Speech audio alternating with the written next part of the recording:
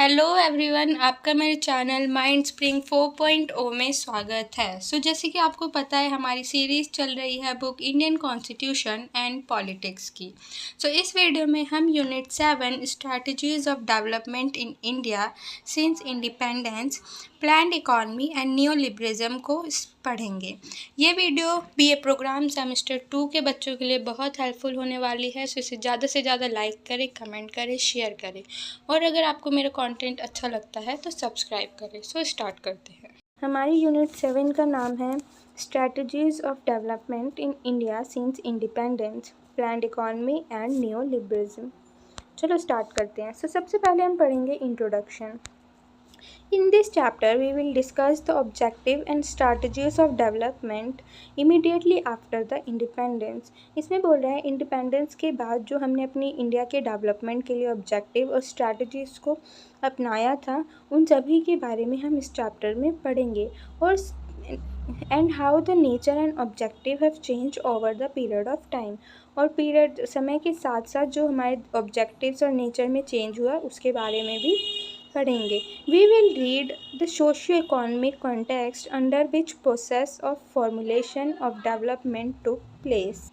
जो हमने अपने देश के लिए फॉर्मुलेशन पॉलिसीज़ निकाली हैं वो सब भी पढ़ेंगे। हमारा फर्स्ट टॉपिक है on the eve of independence. India is August 1947 emerged as an independent nation with its pledge to abide by its trust with destiny, which means that we made a secret deal. Now time to come fulfill the pledge।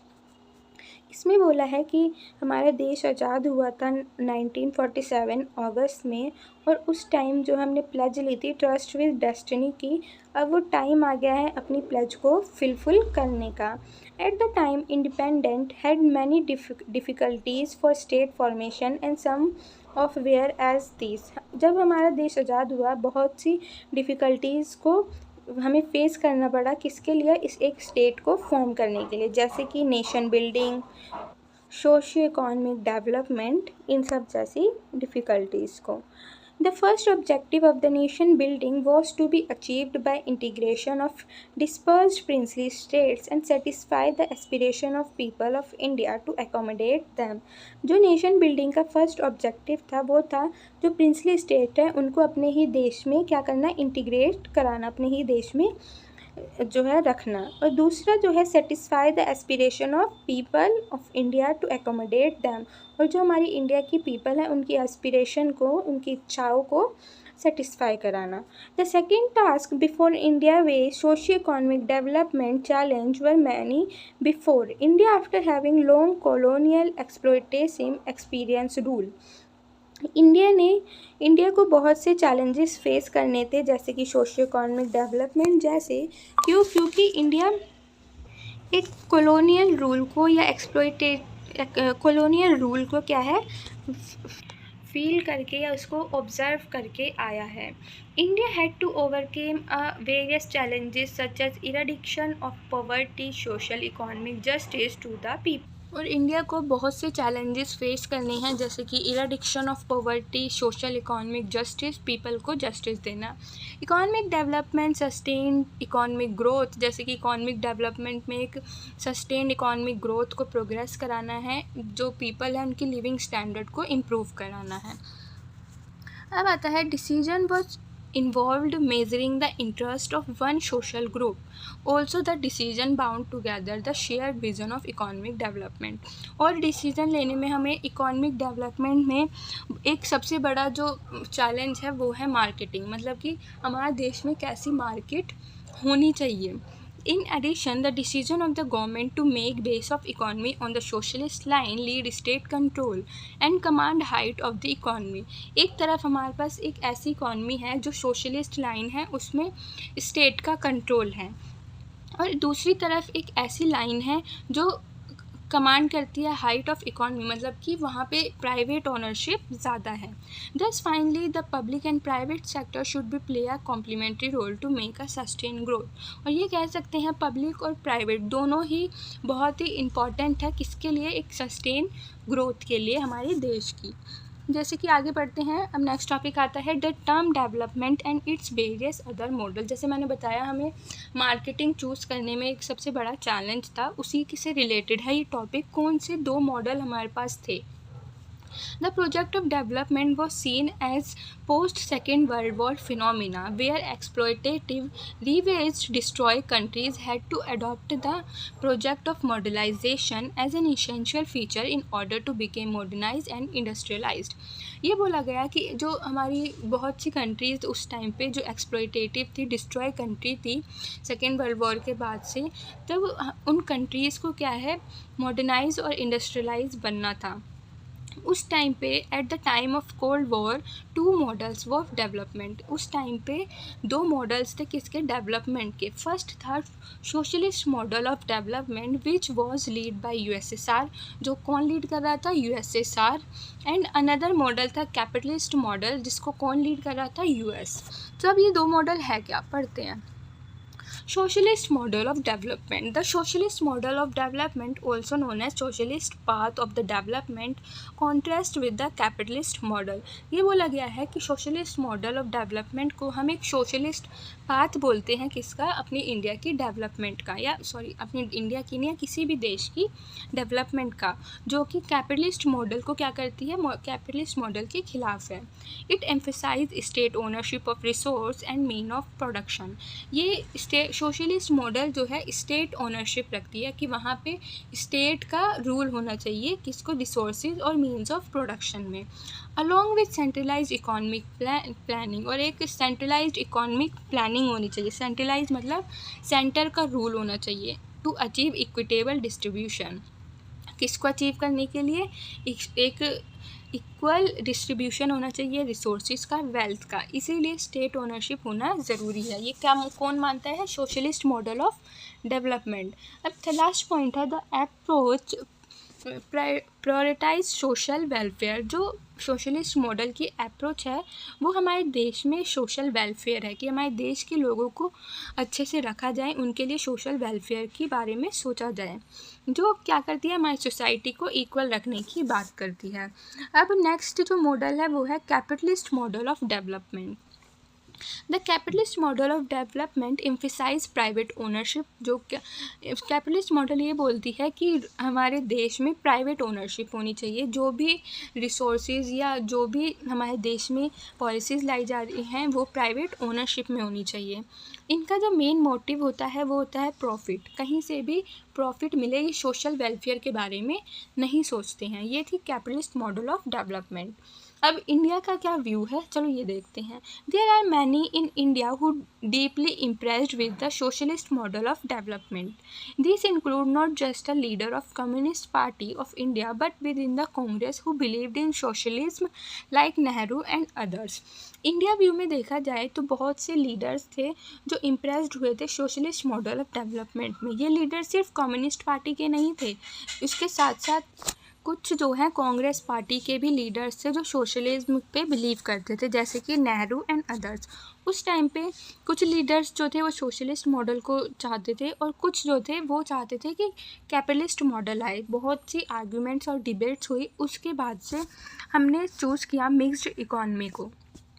The debate around the strategy that had for India development were finally selected. और बहुत सी debate और strategies के बाद हमने ये choose कर लिया कि इंडिया में क्या कैसी डेवलपमेंट होनी चाहिए। India had adopted the path of mixed economy. India ने अडॉप्ट किया मिक्स्ड इकॉनमी को अपनी डेवलपमेंट के लिए, where the state control major mean of production provide inputs to public sector. और जहाँ पे स्टेट वहाँ कंट्रोल करेगा, जैसे कि मीन्स ऑफ प्रोडक्शन में provide input to public sector, जैसे इन्वेस्टमेंट और रेगुलेशन। ट्रेड में investment, regulation, means of production में स्टेट कंट्रोल होगा। Suitable intervention in agriculture means providing necessary subsidies. और कुछ सब्सिडीज़ भी प्रोवाइड करी किसमें, एग्रीकल्चर में, जिसे हम PSU पब्लिक सेक्टर अंडरटेकिंग भी बोलते हैं। इसमें जो मेजर स्टेक होल्डर होता है विद इन रेगुलेशन, वो किसके, एडमिनिस्ट्रेशन के पास होता है। अब हमारा नेक्स्ट टॉपिक आता है बिलीफ हिस्ट्री ऑफ प्लानिंग। अब हिस्ट्री प्लानिंग क्या थी हिस्ट्री की, चलो पढ़ते हैं। The national planning committee was set up under the chairmanship of the Nehru. जो नेशनल प्लानिंग कमेटी थी वो किसके अंडर बैठी थी? नेहरू जी के। तो उस टाइम पे चेयरमैन बैठे थे। Architecture of the planning commission. The planning commission committee was set up towards and 1968। जो कब बनी थी प्लानिंग कमीशन? एंड ऑफ 1938 में। The committee laid down the following recommendation. और जो कमेटी है ये कुछ रिकमेंडेशन देती है, जैसे कि क्या? फर्स्ट है the state should own control all the key industries and service such as mineral, railway, waterway, other public utilities, and produce a series of study on the different subject concerned with the economic development। इन्होंने first recommendation दी कि state जो है control करेगा ऐसी industries को, जैसे कि mineral हो गई, रेलवे इंडस्ट्री हो गई, वाटरवे इंडस्ट्री हो गई, या public utensils, other public utensils की हो गई। ये कौन कंट्रोल करेगा? स्टेट। और दूसरी रिकमेंडेशन दी agriculture is crucial to drawn up for a scheme of national planning. Agriculture जो है बहुत ही इंपॉर्टेंट है हमारी नेशनल प्लानिंग में। इसको भी कौन रूल करेगा? State. The planning should uplift the standard living of people. और ये प्लानिंग जो थी वो उन्होंने थर्ड रिकमेंडेशन दी कि पीपल की लिविंग स्टैंडर्ड ऑफ लिविंग को बढ़ाना है। अब आता है द गांधीयन मॉडल। फिर आता है गांधीयन मॉडल। गांधीयन मॉडल में क्या है? Mahatma Gandhi was not a professional economist. जो महात्मा गांधी थे वो कोई इकोनॉमिस्ट नहीं थे। He did not develop a formal model of economic growth. ना ही उन्होंने कोई इकोनॉमिक ग्रोथ के ऊपर कोई मॉडल फॉर्म किया है, but advocate certain policies with regards to rural development such as small scale industries and agriculture innovation and development। और ऊपर उन्होंने कुछ सर्टेन पॉलिसीज़ को बताया है जो रूरल डेवलपमेंट के लिए हेल्पफुल है, जैसे कि small scale industries, agriculture innovation, ये सब। There are many Gandhian ideologies थे। बहुत से जो गांधी के आइडियोलॉजीज़ को मानते थे, बहुत से ऐसे गांधीयन आइडियोलॉजीज़ थे, जैसे कि जी.सी. कुमारप्पा हो गए, जो proposed a alternative blueprint that put greatest emphasizing on rural industrialization. जिन्होंने बहुत ही अच्छा जो है किसको एम्फेसाइज करने में किया? रूरल एरिया, जो गांव वाले एरिया थे उनको एम्फेसाइज करने में बहुत से एफर्ट्स करे थे। अनदर लीडर जो थे चौधरी चरण सिंह थे। इन्होंने भी एग्रीकल्चर को लेके, एग्रीकल्चर डेवलपमेंट के लिए बहुत से पॉलिसीज़ या बहुत से काम किए थे। इनके वो भी सपोर्टर थे। अब आता है Bombay plan. One another session of industrialist who showed the industrial development should led by the state. ये बॉम्बे प्लान ये बोलता है जो इंडस्ट्रीज़ है, जो इंडस्ट्रियल डेवलपमेंट है, वो किसके थ्रू होनी चाहिए? जो कौन लीड करे? स्टेट। Got together in 1944। इसको कब लिया गया था? 1944 में। And draft a proposal for setting up planned economy. और इसको किसके थ्रू ड्राफ्ट किया गया था? प्लान्ड इकॉनमी के थ्रू। इसीलिए हम कहते हैं इसे बॉम्बे प्लान। यही है बॉम्बे प्लान। अब पढ़ेंगे प्लानिंग कमीशन। प्लानिंग कमीशन क्या है? The planning commission was set up in March 1950। जो प्लानिंग कमीशन है वो कब बनी? मार्च 1950 में, एक सिंपल रिजोल्यूशन के गवर्नमेंट ऑफ इंडिया के through. The commission was consisting of chairman, deputy chairman, 6 member headed by the prime minister. Deputy commission was full time member.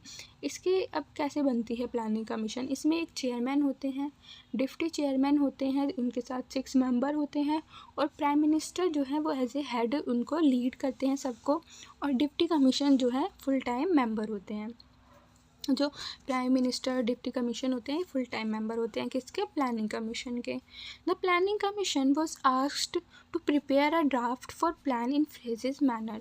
Planning commission ने बोला कि हमें एक प्लान ड्राफ्ट करना है, जो क्या प्रिपेयर करना है? एक ड्राफ्ट प्लान प्रिपेयर करना है जो फ्रेजेस मैनर में होना चाहिए, फ्रेजेस में होना चाहिए। Priority was setup spend government income and expenditure on the plan budget fixed by plan for the next 5 year। जैसे कि प्लानिंग कमीशन ने बोला कि हमें एक ड्राफ्ट प्लान करना है जो फ्रेजेस मैनर में होना चाहिए, कि इस फ्रेज में हम ये देखेंगे, इस फ्रेज में ये देखेंगे।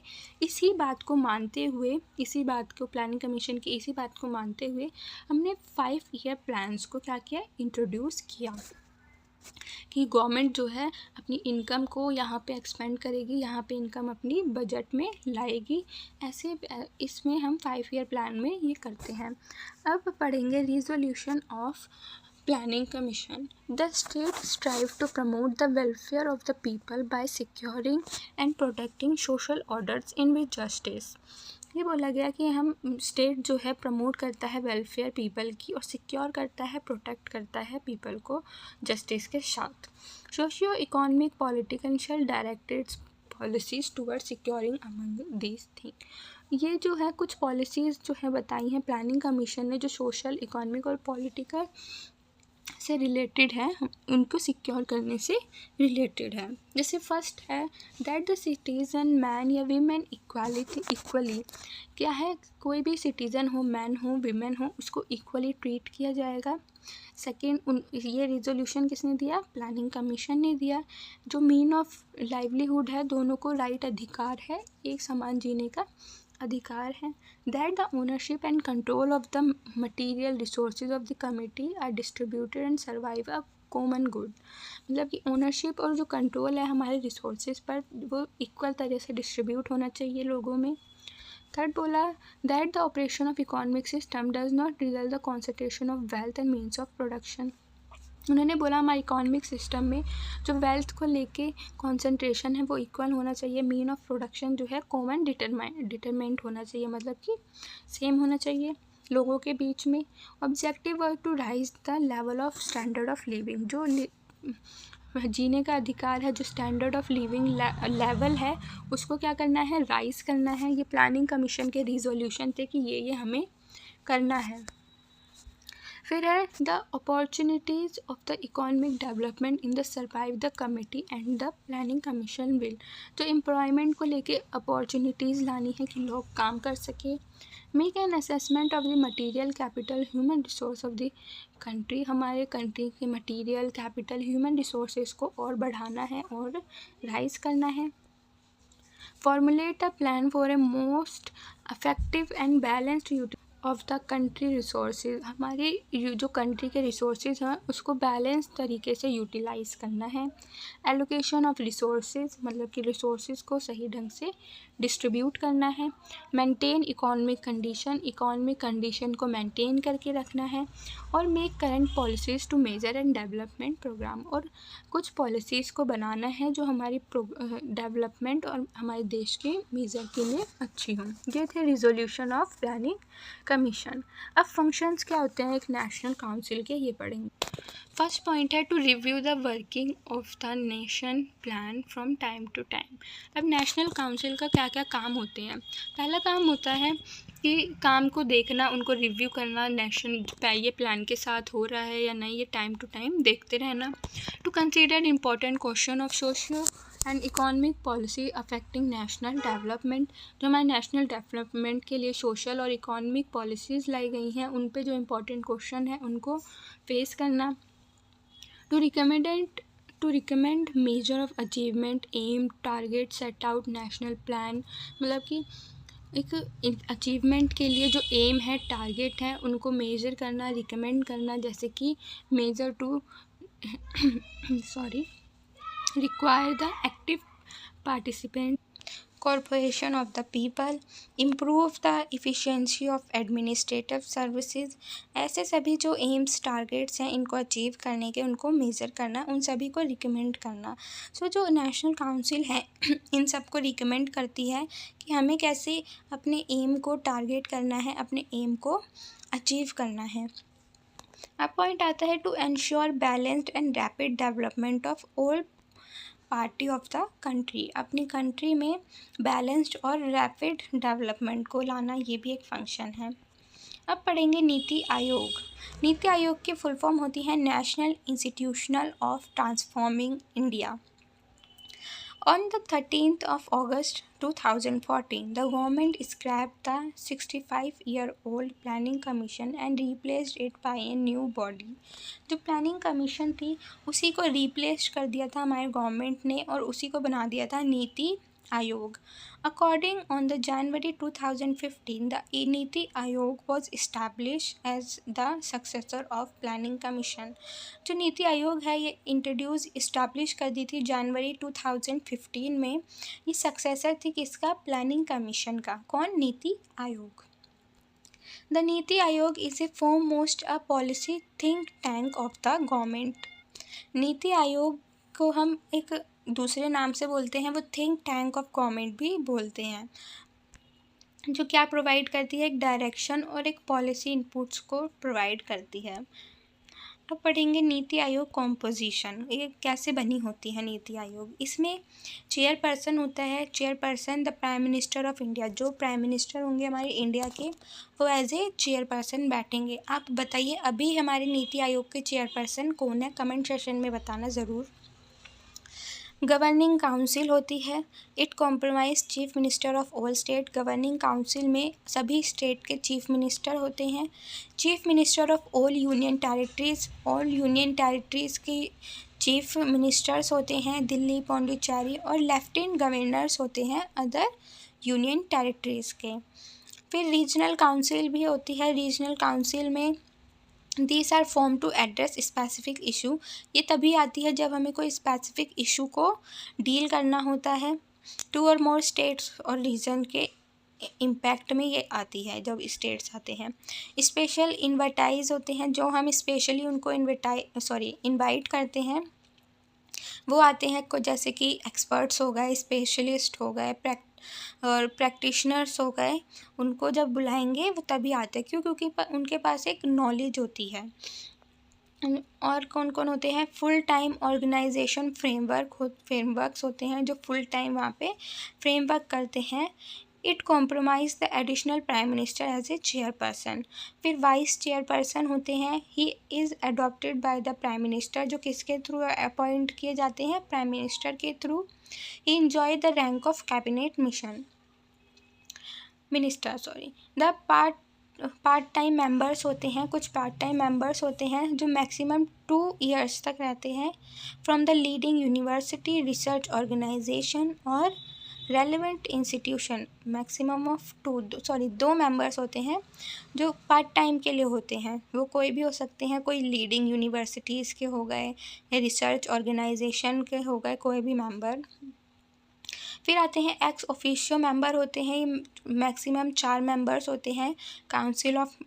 Union council of member to be nominated by the PM, ये भी प्राइम मिनिस्टर के थ्रू नॉमिनेट किए जाते हैं। फिर आते हैं chief executive officer, he is appointed by prime minister, fix tenure, एक फिक्स टेन्योर के लिए इनको प्राइम मिनिस्टर अपॉइंट करता है। अब आता है role of the state in the planning commission. State का क्या रोल होता है प्लानिंग में, इसमें हम ये पढ़ेंगे। State play a main role in the planning of economic development of any nation. अगर किसी नेशन की इकोनॉमिक डेवलपमेंट हो रही है तो स्टेट बहुत ही बड़ा रोल प्ले करता है। स्टेट है leading a role because of commitment of a socio economic development of a nation which includes wellbeing of people, eradication of poverty, equitable redistribution of resource. ये इसलिए स्टेट जो है इसलिए एक लीडिंग परफॉर्म करता है क्योंकि उसमें इंक्लूड होते हैं, जैसे कि उन्हें पता होता है स्टेट को कि हमारी इस सोशो इकोनॉमिक डेवलपमेंट के बारे में नेशन की उन्हें पता होता है, जैसे कि वेलबींग ऑफ पीपल की वेलबींग कैसे होगी, पॉवर्टी कैसे हटेगी, या रीडिस्ट्रीब्यूशन ऑफ रिसोर्सेज कैसे होगा। The state at the time was connected to the people, जब पीपल के साथ स्टेट कनेक्ट होते हैं because of nation freedom struggle, किसकी वजह से? नेशनल फ्रीडम स्ट्रगल की वजह से। दस state was a position who had a main role in a planning formation. इसी वजह से स्टेट जो है बहुत ही मेन रोल प्ले करता है हमारी प्लानिंग फॉर्मुलेशन के time. Therefore, it is assumed state is a domain and rational conscious selection for the adopting the policies that they thought affecting the role and general interest but subsumed the particular interest of a society. इसमें बोला जा रहा है कि state को हम assume कर रहे हैं as a domain of rational, ये क्योंकि सेलेक्ट करता है पॉलिसीज़ हमारे स्टेट के लिए कि क्या क्या हमारे उस स्टेट में अफेक्ट करेंगी, क्या क्या उस स्टेट के पीपल को इंटरेस्ट में लाएगी और उससे हमारी पॉलिसीज़ फॉर्मुलेट होगी। अब आता है implementation of the first 5 year plan phase. अब हम इसमें जो हमारे फर्स्ट 5 ईयर प्लान्स के बारे में पढ़ेंगे। सो फर्स्ट 5 ईयर प्लान जो था 1951 से 1956 तक चला था। The first 5 year plan about gate code of country from cycle poverty K. N.. Raj economist had drafted the plan. जो फर्स्ट 5 ईयर प्लान था ये ड्राफ्ट किया गया था के.एन. राज के द्वारा, ये इकोनॉमिस्ट थे। और जो मेन फोकस था हमारे फर्स्ट 5 ईयर प्लान का वो था एग्रीकल्चर सेक्टर पे, इंक्लूडिंग डैम्स, इरिगेशन फंड्स या allocated for the project like Bhakra Nangal dam. इन सब पे जो था मेन फोकस था हमारे फर्स्ट 5 ईयर प्लान का। और उसमें बहुत फर्स्ट ईयर प्लान में क्या क्या हुआ, जैसे कि लैंड रिफॉर्म्स किए गए थे बहुत। उस जैसे हमारी जो सोसाइटी, हमारी जो इंडिया था वो एक ब्रिटिश कॉलोनियल रूल से को फेस करके आया था। उसमें हमारी जो फील्ड ऑफ एग्रीकल्चर थी वो कैसे हो गई थी, ज़मींदारी सिस्टम, हमारी ब्रिटिश गवर्नमेंट जो थी ज़मींदारी सिस्टम करवाती थी, महलवारी सिस्टम कराती थी और रैयत वाली सिस्टम कराती थी। तो सबसे पहले जो है लैंड रिफॉर्म में इन तीनों सिस्टम को, एग्रीकल्चर सिस्टम को हटाया गया, अबॉलिश्ड किया गया। कौन से, ज़मींदारी सिस्टम या महलवारी सिस्टम या रैयत वाली सिस्टम, ये सब हटाया गया। So after independence 1950 first amendment act लाया गया, जैसे ये लिखा भी हुआ है मैंने, फर्स्ट अमेंडमेंट एक्ट लाया गया और land reform act has been passed, उसको पास्ड किया गया। और उसमें जो है लैंड रिफॉर्म्स को लेके जो है पॉलिसी आई, उसका आइडिया क्या था, ceiling the appropriation of land पे क्या लगा दी गई, सीलिंग लगा दी गई कि इससे ज़्यादा लैंड नहीं रहेगी। Redistribution of surplus land to the landless farmer, जो लैंडलेस फार्मर थे, जो उस टाइम लैंड से जो भी सरप्लस निकलता था वो उन लैंडलेस फार्मर्स को दे दिया गया, रीडिस्ट्रीब्यूट कर दिया गया। फिर second attempt was made to consolidation of the small part, ये जो है एक ही के बारे में बता रहा है। And promotion of cooperative farming intermediate has been abolished. Second land reform में ये किया गया, जो consolidation of small parts of land थे उनको कंसोलिडेट, उनको हटाया गया, मतलब कि जब छोटे छोटे जो लैंड पार्ट्स बना दिए गए थे उनको हटाया गया और एक ही उनकी लैंड बनाया गया। प्रमोशन ऑफ कॉरपोरेटिव फार्मिंग को क्या किया गया, बढ़ाया गया। और जो इंटरमीडिएटरीज चल रहा था उनको अबॉलिश्ड कर दिया गया, जो बीच पे जो बिचौलिया सिस्टम हो रहा था, इंटरमीडिएट सिस्टम, उनको हटाया गया। अब आता है कम्युनिटी डेवलपमेंट प्रोग्राम। अब कम्युनिटी डेवलपमेंट प्रोग्राम क्या था, चलो देखते हैं। स्टार्टेड इन द ईयर 1952, ये स्टार्ट किया गया 1952 में। The committees was consisting of experts, जो कमेटी थी वो एक्सपर्ट्स के थ्रू कंसिस्ट थी। और उस कमेटी में क्या क्या रीज़न को एग्जामिन किया गया ये देखते हैं। Why the food production is low, इसमें देखा गया कि हमारी कंट्री में जो फूड प्रोडक्शन है वो कम क्यों है, इसको एनहेंस्ड करा जाए, इस कमेटी में ये बोला गया। Social life as well, social life को बढ़ाया जाए, अच्छा किया जाए। Promote overall development of villages, जो विलेजेस हैं उनकी डेवलपमेंट को प्रमोट किया जाए। तो ये कमेटी थी, ये मल्टीपर्पज़ एजेंसी थी देखा जाए तो। अब आता है second 5 year plan. Second 5 year plan 1956 से 1961 तक था। इसमें जो मेन फोकस था वो रैपिड और हैप्पी इंडस्ट्रियल ग्रोथ, इंडस्ट्रीज़ की ग्रोथ पे फोकस किया गया। और एक सेल्फ रिलायंट इकॉनमी का आइडिया था कि सेल्फ रिलायंट इकॉनमी होनी चाहिए, मतलब कि इंडिया जो है, इंडिया की इकॉनमी में इतनी प्रोडक्शन हो कि वो अपनी पीपल की डिमांड्स को फुलफ़िल कर पाएँ। The draft was prepared by the term headed by P C. Mahanandi. ये किसने ड्राफ्ट की थी, पी.सी. महानंदी ने। Under the 5 year plan, second 5 year plan, main objective to domestic industries, जो हमारी डोमेस्टिक इंडस्ट्रीज़ मतलब हमारे इंडिया की जो इंडस्ट्रीज़ हैं उनको इन्फ्लुएंस करना, उनको बढ़ावा देना। प्रमोट दैम वेरियस मैकेनिज्म, मतलब कि उनको प्रमोट किया जाए, किसके थ्रू, हाई टैरिफ और क्वार्टर ड्यूटी ऑन इम्पोर्ट्स, जो हाई टैरिफ लगा के और जो इम्पोर्ट्स पे थे उन पे क्वार्टर लगा के। Bulk of the industries were developed, जो है इंडस्ट्रीज़ में बल्क में सामान को डेवलप किया जाए। और गवर्नमेंट्स की जैसे इंडस्ट्रीज़ हो गई, जैसे रेलवे, इलेक्ट्रिसिटी, इन सब के ऊपर जो है गौर किया गया। इसमें 2 रिज़ोल्यूशन हुए थे। इंडस्ट्रियल पॉलिसी रिज़ोल्यूशन, जैसे मैंने आपको बताया इंडस्ट्रीज़ पे ध्यान दिया गया था। इन सब इंडस्ट्रीज़ जैसे ऊपर बताया ये सब करा गया था हाई टैरिफ लगा के। इंपोर्ट्स पे जो थे क्वार्टर्स लगा दिए गए थे। ये हमारी इंडस्ट्रियल पॉलिसी रिज़ोल्यूशन लाई। और सेकंड थी स्मॉल स्केल इंडस्ट्रीज़ पे फोकस किया गया। स्मॉल स्केल इंडस्ट्रीज़ को क्या गया, बढ़ावा दिया गया। उनके लिए बहुत सी पॉलिसीज़ आई कि उनको जो है पैसे भी दिए जाते थे कि वो अपनी इंडस्ट्रीज़ को और बढ़ाएं। ये किया गया था सेकेंड 5 ईयर प्लान में। अब आता है थर्ड 5 ईयर प्लान, 1961 से 1966 तक चला था। The first 5 year plan attempt to introduce investigation in the agriculture। जो फर्स्ट 5 ईयर प्लान था उस पर इन्वेस्ट किया गया था एग्रीकल्चर पे। उसमें बहुत सी जो है लैंड रिफॉर्म्स के बारे में क्या पॉलिसीज़ की गई थी, बट उस टाइम जो वो लैंड रिफॉर्म्स इनफ नहीं थे, उनकी इम्प्लीमेंटेशन इनफ नहीं थी।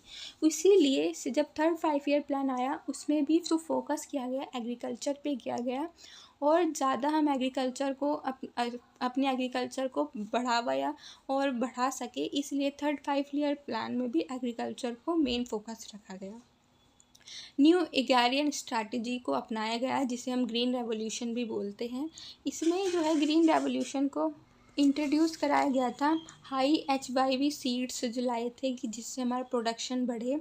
ऑल फार्मर्स को सपोर्ट, ऑल फार्मर्स से इंट्रोड्यूस कराया था कि हम अपनी जो फार्मिंग है वो ऐसे करें जिससे हमारा प्रोडक्शन बहुत अच्छा होगा, और इसका रिज़ल्ट भी बहुत अच्छा था।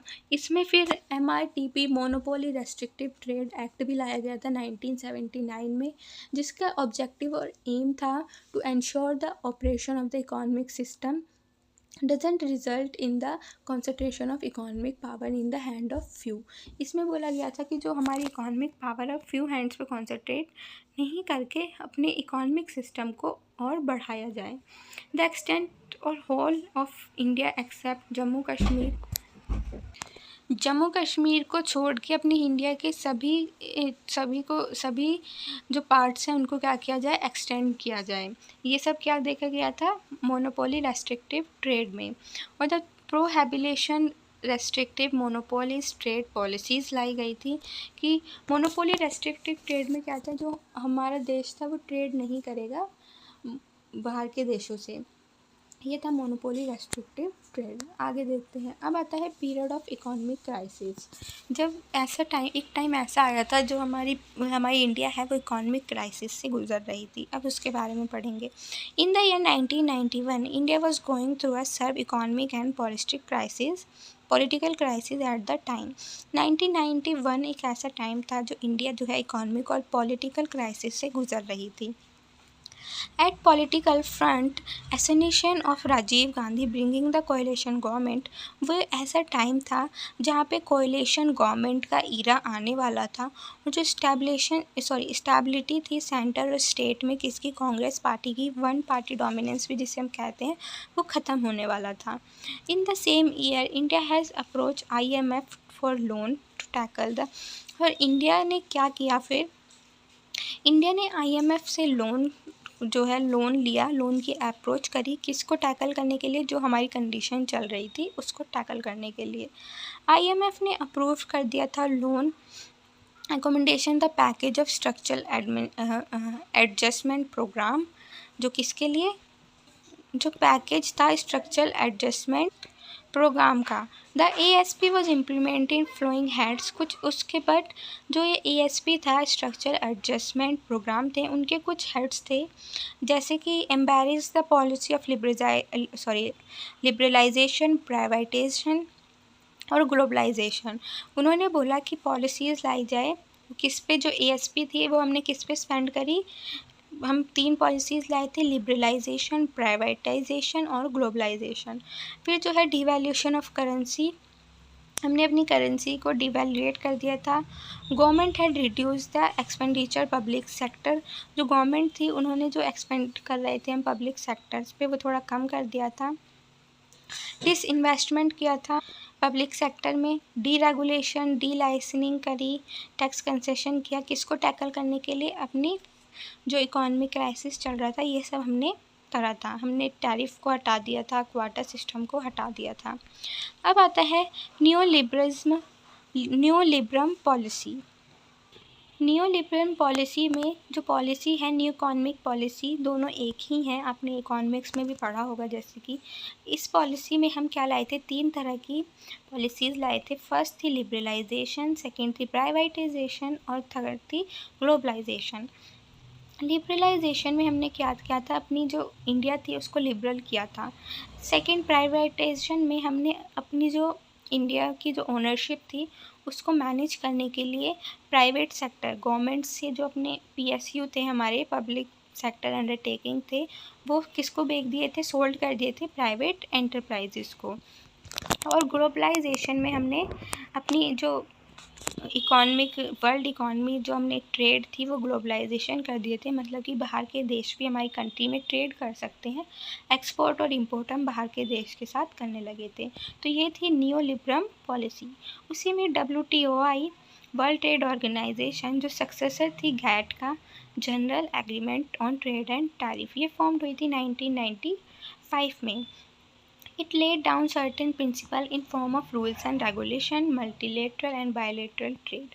ये किसके बारे में ये रूल्स और रेगुलेशन फॉर्म करती थी, किसके लिए, जो हम ट्रेड करते थे, बायलेटरल ट्रेड और मल्टीलेटरल ट्रेड। अब आते हैं इम्पैक्ट्स क्या हुए।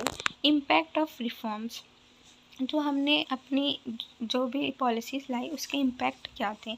इन the reform period has been mixed reaction, जो हम इसका रिज़ल्ट था वो मिक्स्ड था। मिक्स्ड मतलब कुछ टाइम हम सक्सेस भी हुए तो कुछ बार हम फेल भी हुए, दोनों थे इसमें पार्ट। सो अब इसमें देखेंगे कि हमें सक्सेस कैसे मिली, या इवोल्यूशन ऑफ रिफॉर्म्स, या सक्सेस हमें कैसे मिली। हमारी जो GDP ग्रोथ थी वो बढ़ी। फर्स्ट 1991 से 1996 के बीच में हमारी जो GDP थी वो इंक्रीज़ हुई।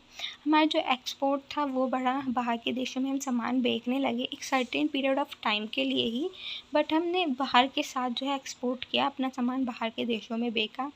हमारी जो फूड सिक्योरिटी थी हमने इसको अचीव किया, मतलब कि फूड जो था बहुत ही हाई हो गया था, फूड का production. There have been improvement in the investment, हमने अपनी इन्वेस्टमेंट, सेविंग और ग्रोथ में बहुत ही इम्प्रूवमेंट करी।